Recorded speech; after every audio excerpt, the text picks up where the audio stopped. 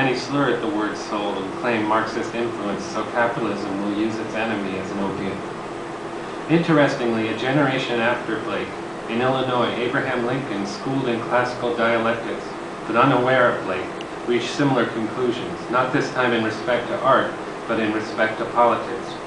The historical rumor of the burnt book, though suppressed in this century, gives us the most complete evidence of this development. The rumor is that Lincoln, while studying law in New Salem, Illinois, authored a treatise disproving the existence of God, while he simultaneously wrote one that proved it. In hindsight, this seems understandable for a young debater.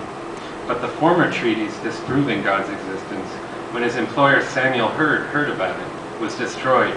In horror of its import, Hill is said to have cast the book into his fireplace and thereby preserved the good name of his protege.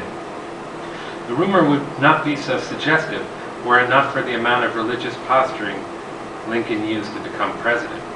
He was always talking about God. Once one begins to doubt Lincoln's true religiosity, one marvels at his apt use of its systems to persuade. In fact, Lincoln was a master at taking the words of others and using them against themselves. In the Senate debates with Douglas, he again and again would ask the riled crowd, "Why is Mr. Douglas so afraid of the legality of interracial marriage? Is he afraid that all his friends will marry black women? I certainly have no need of a law keeping me from marrying a black woman. I have no intention of doing so."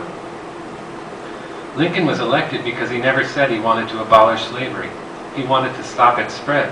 As president, he continually disobeyed legal restraints on his position, forsaking the most valued decrees of democracy as much as any Nixon or Bush.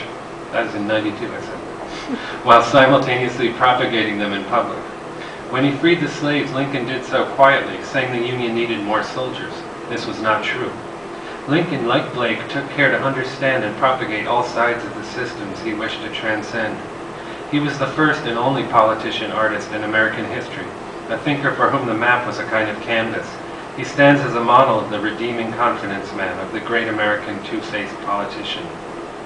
In America, no one can be persuaded to do anything, but anyone can be fooled into allowing events to occur. The next revolution will begin with the cynic, the likes of a Lincoln, operating, unlike Honest Abe, with a secure organization beneath dedicated to upholding quality of soul. No movement can stand on the shoulders of a lone individual, but in America it must appear to, for like all republics, we are waiting for the kings to return.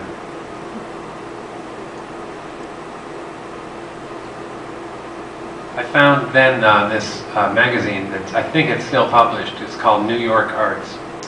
This place was run by something of a wingnut at the time. I don't know, very rich guy who created his own gallery down on Broadway and decided he was going to do an international art magazine. They published some known writers and some people like me who were unknown. And they never seemed to actually read what I wrote. And I wrote the strangest things for these guys. And I really, even though the magazine was not respected, it wasn't, like Flash Art or something like that. It was kind of looked down on, given free. I was able to publish very strange texts, and I'm really glad I worked with them, even though they never paid me on time, if at all. They often broke off the piece before it was supposed to be broken off, etc. But for a young writer, it was a really invaluable opportunity. Anyway, here's one. I started doing reviews of contemporary art around town. Here's one called The Deification of Joseph Beuys and the Double Bind of Post-70s International Art. I'll just read you the introduction. The ever-present tensions between the ArtCenter for the Arts' anti-institutional pretensions to alternity and the fact of its mausoleum immensity are now stretched to a tautness more vibrant than a Fred Sandbach string. The exhibition Joseph Beuys, Drawings after the Codices Madrid of Leonardo da Vinci and Sculpture, could well mark the final nail in the coffin of one of the 20th century's most consistent attempts to complicate the border between life and art. That is the art life of the German action artist Joseph Beuys. Dia's sanitized art for space's sake pseudo-structuralism manages to track Beuys's dirty organicism out of the history it sought to join, placing it now in some mythical art-historical dimension. The tender scribbles and graceful traces of the pompously titled Codices Madrid, whose cover was intended to mimic an ordinary American notebook, have been splayed out of their intended volume and pinned up like butterflies on a collector's wall, placed in mythical conversation with Leonardo da Vinci.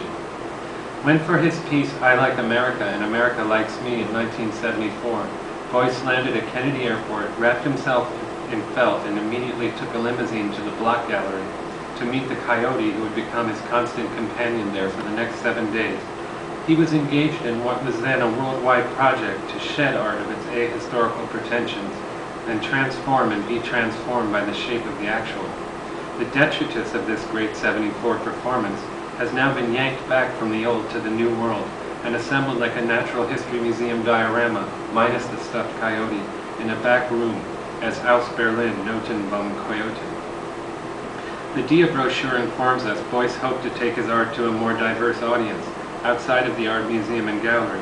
One wonders if the Dia Center was the alternative he had in mind, or are the quiet stones with which Boyce decorated 22nd Street the monuments to both the death of this ambition and the deification of international art?